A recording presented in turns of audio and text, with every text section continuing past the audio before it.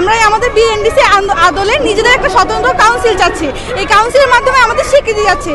এই কারণে আমাদের সেশন জটে আমাদেরকে পড়তে হচ্ছে। এই কারণে আমাদের যে মূল্যবান সময় এটা আমাদের ক্ষতি হচ্ছে। আমরা এই মেডিকেলে পড়ে আমাদের যে সাধারণ জনগণকে যে সেবা দিতে পারবো সেই সেবার কোনো রকম মূল্যায়ন করা হচ্ছে না, কারণ আমাদের কোনো স্বতন্ত্র কাউন্সিল নেই। আমরা আমাদের বিএনডিসি আদলে নিজেদের একটা স্বতন্ত্র কাউন্সিল চাচ্ছি। এই কাউন্সিলের মাধ্যমে আমাদের স্বীকৃতি যাচ্ছে। এই স্বীকৃতি দিয়ে আমরা দেশের সাধারণ জনগণকে আমাদের সেই চিকিৎসা দিতে যায়, যেটার মাধ্যমে কোনো রকম কোনো সাইড ইফেক্ট নেই। তারা নিজেদের স্বাস্থ্য, তাদের শরীরকে সুস্থ রাখতে পারবে এবং আগামী যে কোনো ধরনের রোগ থেকে নিজেদেরকে রক্ষা করতে পারবে। কিন্তু আমরা নিজেদের কোনো সেরকম মূল্যায়ন পাচ্ছি না। এই মূল্যায়নের পাওয়ার জন্যই আমরা এই 38 জন ধরে আন্দোলন করছি। এই আন্দোলনের কারণে আমাদের এই সেশন জটের কারণে আমাদের অনেক ক্ষতি হচ্ছে। বাস্তবায়ন হচ্ছে ততদিন আমাদের এই আন্দোলন চলমান থাকবে।